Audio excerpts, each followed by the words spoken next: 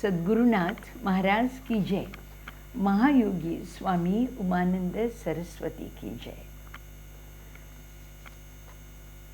Yesterday, one person said, I am preparing myself to hear tomorrow's discourse. And then I have that whole day to study that. I was very touched. Yes, somebody is anxiously waiting to study. I'm so happy about it. And of course, this is especially for you all, those who want to study. Now we're going to take a next question.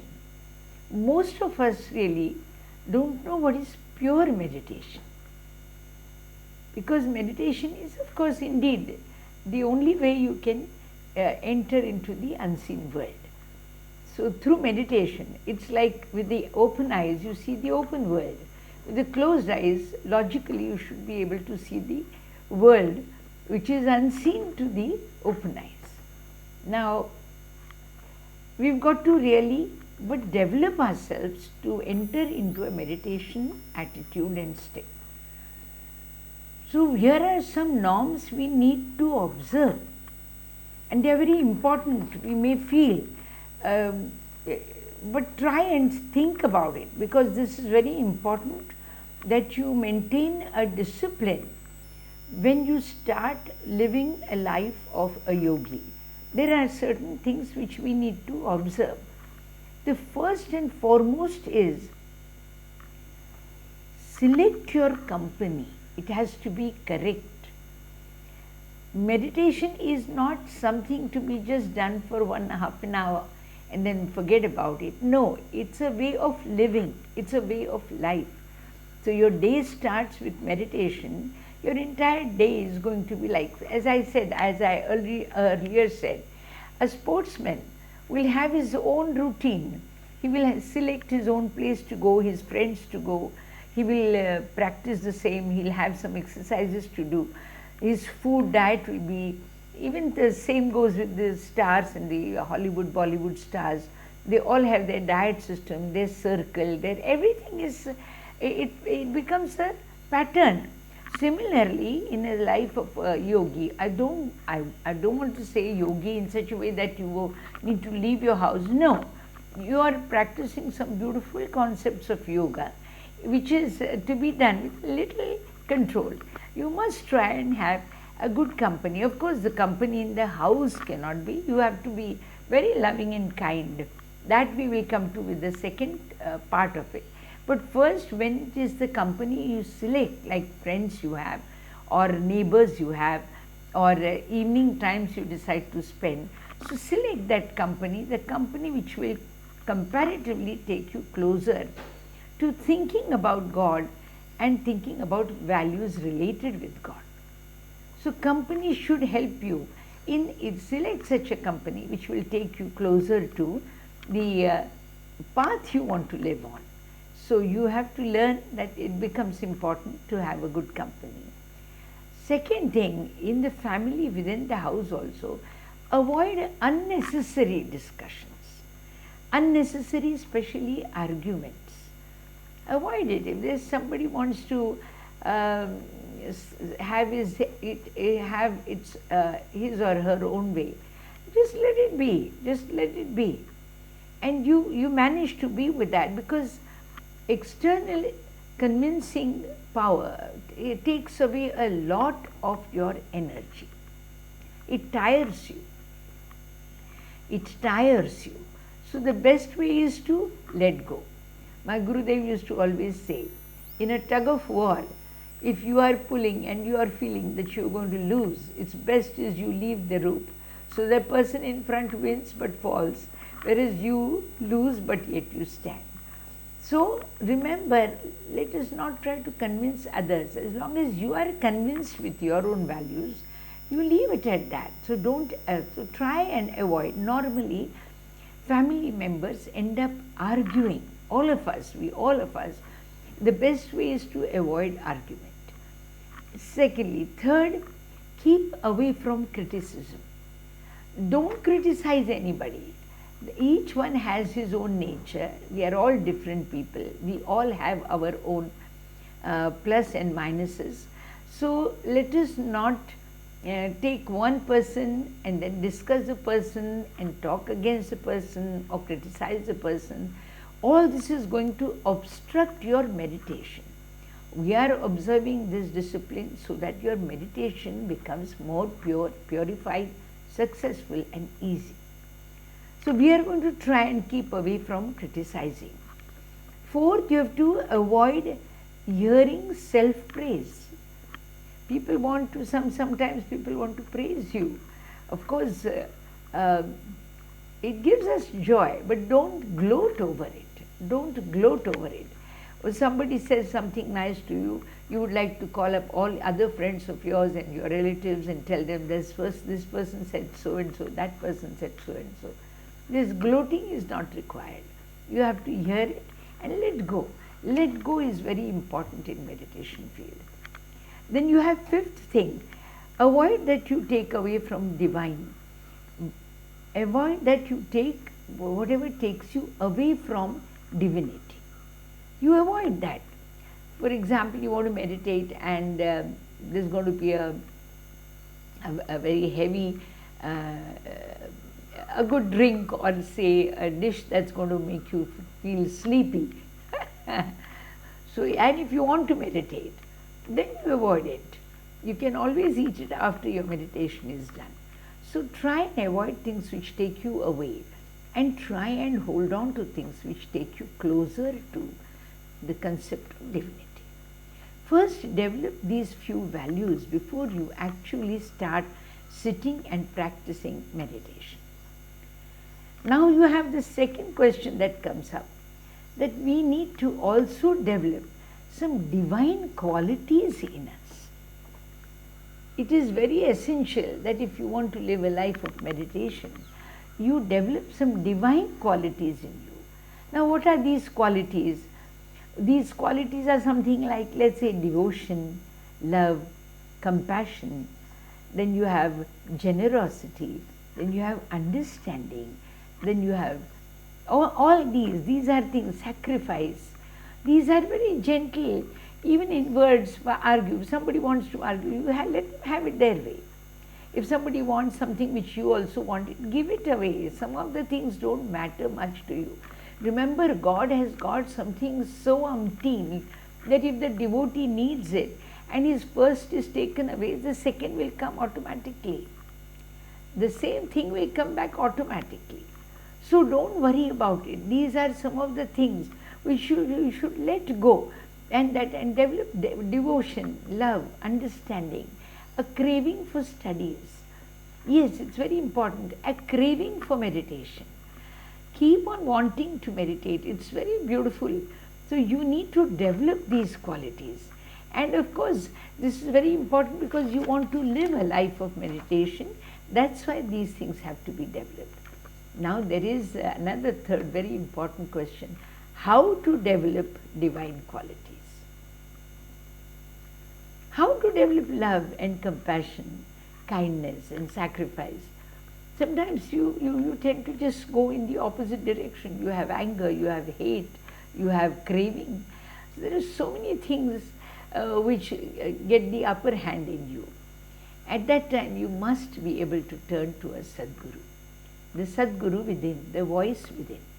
Remember, come whatever you may do in life, the Sadguru within helps you to choose the right between a question where there is a dilemma. The dilemma is there. Suppose you are going on the streets and there is a poor man who is out there to beg. And your mind says, no, if I give him, he is going to get used to begging. And second mind says, give it, it's just a matter of 10 rupees. For him, it will give him a bread. The other mind says, no, he is going to take that and drink alcohol. Yes, that is his problem. What is your problem? Should I give or not is your problem. About him, that what he is giving is a better quality than non-giving. So try and succumb to giving. Impart, part something away, part something. Today, how we appreciate in Corona, the people are coming forward and giving food and shelter and clothes and money to those needy. Yes, we appreciate, don't we? Yes, then why not when there is no situation like Corona? Why not continue doing the same? Why not offer the same? Maybe that itself will stop bringing situations like Corona in humanity, in world of mankind. Because we are now kind, we are becoming very kind. The police are coming forward to help. Otherwise, if the police is at the door, we get scared. But today the police comes at the door, we know he is coming to help. So this is something we should develop, that we need to turn to the inner voice within us.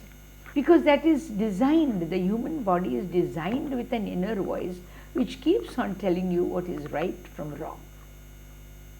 For example, I will give you an example of inner voice where everyone hears. You take a key, you go outside the house and you are about to pull the door, and the voice says, do you have the key with you? Now this is a reminder, it is a reminder of a right act. When you are crossing a street, it says look to your right. When you are closing your purse, they say push the money properly inside. There is nobody around, but there is an inner voice which keeps on telling you. So this inner voice is the Sadguru's voice. It will only lead you to the right. If you are blessed by a Guru, this voice becomes very powerful. It will drive you away from wrongs. It will practically pull you away from wrongs. There is stage which comes when you are unable to control your feelings, then the wrong subject is taken away from you. The wrong subject is kept away from you. If you can't move away and you are a devotee, the Guru will take away the wrong subject from you. There are cases where in our ashram, there are people in offices who have made it very difficult for some of the ashramites. The office people used to make it very difficult, and the ashram girls used to come and say that they are making it difficult for us and we don't know how to go about it. I used to say, pray hard, pray hard, pray hard. And there were moments when the people who were bossing them or trying to make them feel guilty, small, they were posted away. They were posted away. So if you can't deal with the situation itself is changed for you, if you are a devotee. So remember, here you have to listen to the inner voice. If you want to develop some divine qualities, you will hear your inner voice. It will help you. Second, you have to hear some discourses. We call it satsang. Yes. Don't worry about what the Guru is going to give satsang to increase it. That's his important. That is his role. If he is playing it for a wrong motive, it is his role. It is his karma. But if it is a good oratory, good talk, and if you are going to gain something out of it, hear it well. Of course, the purest form of discourse will be when the person who teaches practices the same. Whatever he teaches, he should be able to practice it. If he is unable to practice it, in his pravachan he should say that, all right, we are weaklings, sometimes we give in to temptations, but we should try to fight over it. So these are the ways, but discourses are important. There are 4 steps after discourses, that is Shravan, Manan, Chintan and Dhyan. So Shravan, first you have to hear. You have to hear some good things. So hear some of the very beautiful biographies, autobiographies of great saints. Please read them. Please read them. You will have many, at least take up 10, 15. You can have all the saints of Maharashtra. There were quite a few of them. You can have the saints of the city and town you live in. You can have some general who are international figures. Read their life stories. You will realize how they have dealt with their own situations. I am going to talk about some of the stories for you very soon, very soon. I will be talking to you, I will be telling you 10 biographies, 10 biographies. I'll be talking to you in short about it. Some of them are going to be from Vedic times and some of them from recent times. Because they've all contributed. There are three types of debts we need to pay. One of them is Rishi Runa. That is a debt we owe to the saints. Because they have set some standards that those standards are very important for us. Today we have standard, you have to get 100% to get into something. There is a standard kept by great universities that if you want to get into this university, you need to have a standard. Like that, Rishi Munis have set standards for yogis. We need to be grateful about them. We need to know what those standards are. We can always know by only listening to them, hearing them. So today we have dealt with almost 3 more questions. And the fourth final question is, this will lead you to a pure dhyan. Now what is a pure dhyan? I will take that topic up next time. These 3, contemplate on that, think about it and try to practice it before you actually sit for meditation. I would like to repeat those again once for you. That is, you keep correct company, avoid unnecessary discussions, keep away from criticizing, avoid hearing self-praise, avoid things that will take you away from spirituality, hold on to things which will take you closer to spirituality. Even the gurus, if they have youngsters coming to the ashram and they need to repeat the subject again, it is essential. Because otherwise, Guru takes a step back and decides to stay.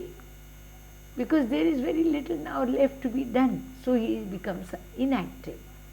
This happened about Shankaracharya when he was waiting for his 16th birthday to be over. He knew he was going to give up his physical form. And one of the devotees said, no, if you wait like this for the 16th year, we'll miss out on hearing about Brahma Sutra. So please reveal Brahma Sutra to us. And during the time he revealed Brahma Sutra, it was his final year, which was supposed to be a departing year. But because when he was revealing the subject or discourses on Brahma Sutra he was giving, a Brahmin came and kept hearing and listening and questioning and re-questioning. And the last day, Shankaracharya realized that this could be none other than Vyas himself who had written Brahma Sutra. It's a very powerful book. And he said, if you are Vyas, please appear before me. And Vyas did. Shri Vyas, who is the master of all Ved, who has edited Ved, he appeared, and not only appeared, he blessed Shankaracharya with another 16 years by saying, only you could do justice to my Brahma Sutra. So friends, we need to do a lot of things. Avoid things which will take you away from divinity. Then you develop beautiful qualities in you: devotion, love, generosity, sacrifice. As I always say, if you are forced to select between war and peace, you select war. No, you select peace. You select peace because war is going to harm. But if suppose you are forced to fight, it's okay, you fight. But you don't choose war. Don't choose war, because you will then become a subject to sorrows. But if you choose peace and you are forced to fight war, you will not be subjected to grief and sorrows. You will come out with victory. Trust me on this. I am telling it to all those people, those nations, if it reaches them. Select peace.